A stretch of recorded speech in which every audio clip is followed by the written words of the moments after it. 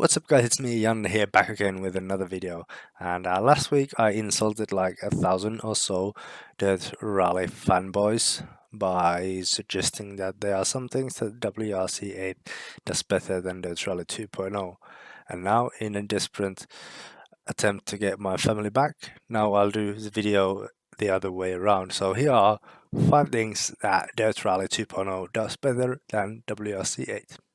Let's begin with the list.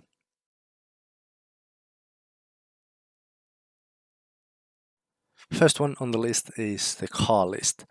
In my opinion, Dirt Rally 2.0's car list is superior to WRC8's.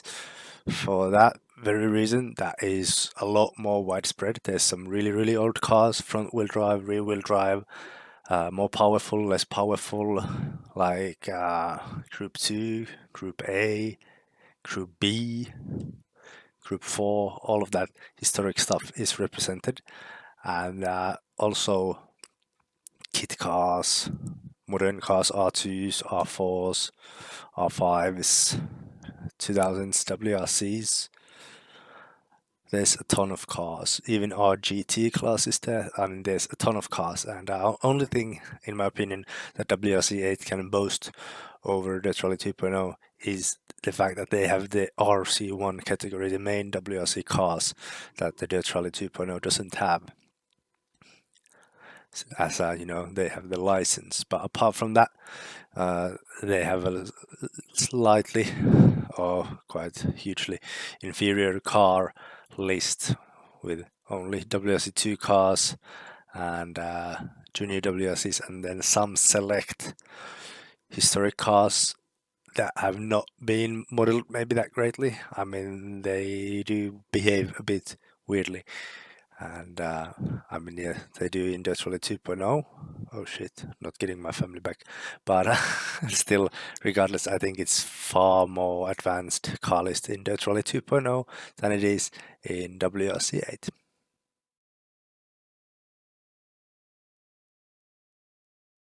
Second on the list is the diversity of the game. In my opinion, Dirt Rally 2.0 as a whole is a lot more diverse game despite it having the inferior career mode. But in Dirt Rally 2.0 you have rallying with multiple categories and eras and whatnot. And then you have rallycross as well with multiple categories with the RX2, Super 1600, Super Cars, Cross Cards, Group B rallycross cars. And that's a lot. And then you have also the daily, weekly, and monthly events in a lot more diverse way than you have in WRC8. So, in my opinion, Dirt Rally 2.0 takes this round as well.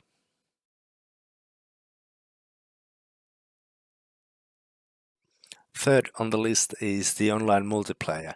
When I originally made the list, it was just for the fact that Dirt Rally 2.0 had an online multiplayer and WRC8 didn't, but WRC8 released multiplayer, so now I had to work harder to make this list piece work, so yeah. Shit.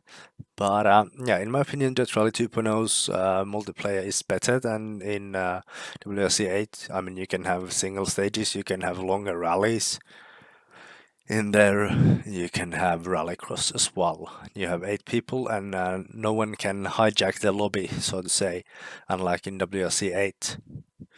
Which was the case. There was one dude who never pressed ready and we all just had to wait for him, and then we had to go back and find a new lobby. So yeah, in my opinion, Dirt Rally 2.0 is way better because no one can hijack the lobbies.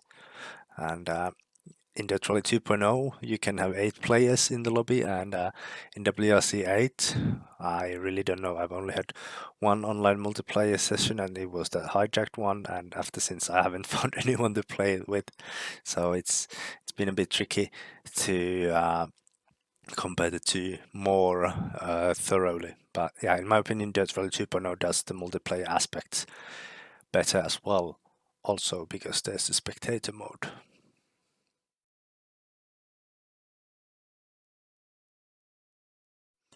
Number 4 on the list is field of view settings and camera settings. In Dirt Rally 2.0 you can have quite a wide variety of camera placements within the car. I don't really care about chase cam or bonnet cam or anything. I want to play it from the cockpit because it's closest to realism, and I do this stuff to feel like I'm driving a real rally car, and it doesn't feel like I'm driving a real rally car if I'm sitting 2-3 meters behind the car itself. And yeah, in Dirt Rally 2.0 you have the field of view setting, at least on PC. I don't know if it's on console. It wasn't in Dirt Rally 1, but I don't know if it's in Dirt Rally 2. But the main thing about the FOV setting in Dirt Rally 2.0 is, compared to WRC 8, that it works. Because yeah, here is the WRC 8 field of view setting.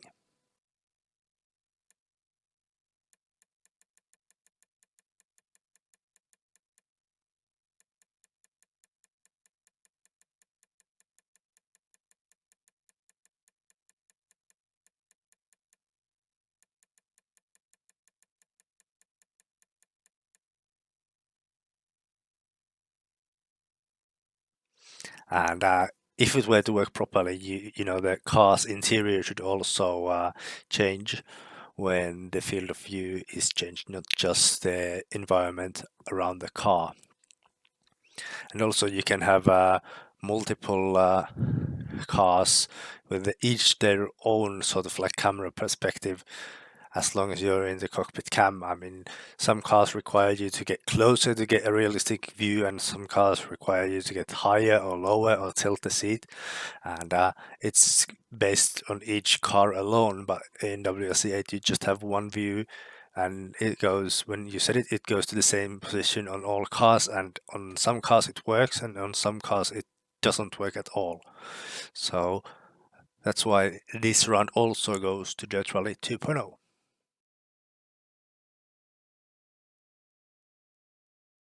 Fifth and final thing on the list is no immediate resets. Some of those who have watched my WRC8 streams might have noticed that I've been somewhat not happy with the WRC8 instant resets when you go off the road. I mean, it's not a large margin. You have to go like 5 meters off the road and you'll get reset without the option to get back onto the road. And it's really aggressive in the resetting part, that game. And I really dislike it. For example, here's a clip on how easily the resets happen. 4 short, 50, left 4 short. And left 3, keep into right 4. And yeah, there's that. But in Jet Rally you can crash a bit more freely, and that's mostly a good thing. But it's also a bad thing because it makes all those humongous going half a kilometer off the road world record hot lap cuts possible, which I think are cancer. So yeah, it's kind of a double-edged sword, but all in all, it's a good thing that you can have like longer crashes in the Rally 2.0. I mean, it leads to awesome moments like this, for example.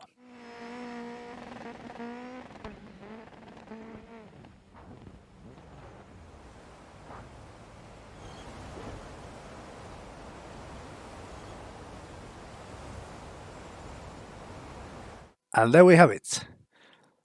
A video that makes Dirt Rally 2.0 look better than WRC8. Now please, can I have my family back? And yeah, that is all for now. Thank you guys ever so much for watching.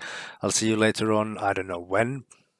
I'm moving on Saturday to Joensuu, so yeah, it's gonna be a while before I get everything dialed in there and whatnot. But I hope to get at you guys at latest on Monday with another Maximum Attack Mondays. So yeah, thanks for watching.